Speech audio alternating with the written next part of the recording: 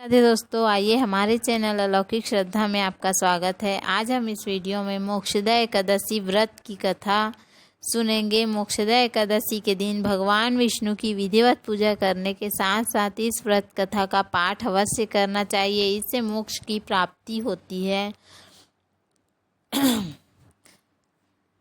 पौराणिक कथा के अनुसार चंपा नगरी में एक प्रतापी राजा वैखानस रहते थे, जो सभी वेदों का ज्ञानी था। उसके प्रताप और अच्छे स्वभाव के कारण उनकी जनता हमेशा प्रसन्न रहती थी।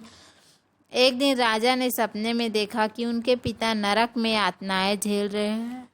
अपने इस सपने के बारे में उन्होंने अपनी पत्नी को बताया और कहा कि मैं यहाँ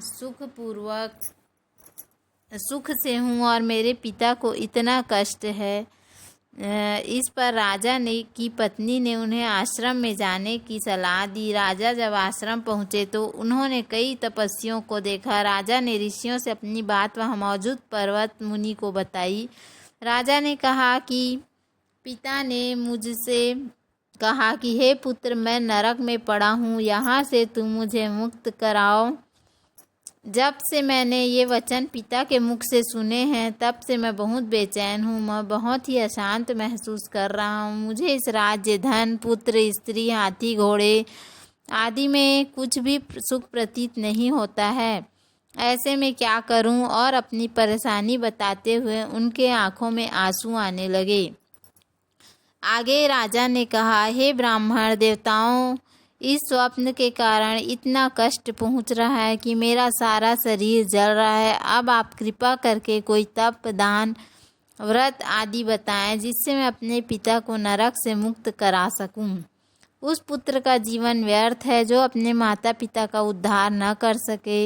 एक उत्तम पुत्र जो अपने माता पिता तथा पूर्वजों का उद्धार करता है, वह 1000 मूर्ख पुत्रों से अच्छा है।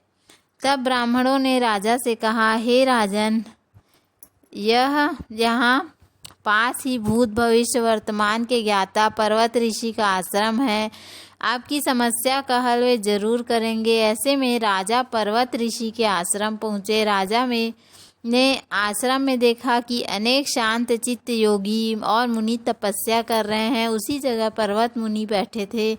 राजा ने मुनि को देखते ही उन्हें साष्टांग दंडवत किया। मुनि ने राजा को से सांगोपांग कुशल पूछी। राजा ने कहा कि हे महाराज, आपकी कृपा से मेरे राज्य में सब कुशल हैं, लेकिन अकस्मात मेरे चित्त में अत्यंत अशांति होने लगी है। ऐसा सुनकर पर्वत मुनि ने आंखें बंद की और भूत विचारने लगे। इसके बाद पर्वत मुनि ने सारा सच जाना और राजा को कहा कि तुम एक पुण्य आत्मा हो जो अपने पिता के लिए इतने परेशान हो, लेकिन इसकी बिल्कुल भी ज़रूरत नहीं है, क्योंकि तुम्हारे पिता अपने कर्मों का फल भोग रहे हैं। तुम्हारे पिता ने तुम्हारी माता को बहुत यातनाएं दी हैं, इसी कारण उन्हें नरक भोगना पड़ रहा है। राजा ने मुनि से इस परेशानी का हल पूछा तो मुनि ने कहा कि तुम्हें मोक्षदा एकादशी व्रत का पालन करना चाहिए और इसे पिता को फल समर्पित करना चाहिए। इससे उनके सभी कष्ट दूर हो जाएंगे। राजा ने इसी विधि का पालन किया और उनके पिता सभी बुरे कर्मों से मुक्त हो गए। स्वर्ग में जाते हुए वे राजा अपने पुत्र से कहा कि हे पुत्र, तेरा कल्याण हो। शास्त्रों के अनुसार मार्गशीर्ष मास की शुक्ल पक्ष की मोक्षदा एकादशी का व्रत जो करते हैं तो उसे हर तरह से पाप नष्ट उनके हो जाते हैं। इसके साथ ही मोक्ष की प्राप्ति होती है। इस कथा को पढ़ने या सुनने से वाजपेयी यज्ञ का फल मिलता है।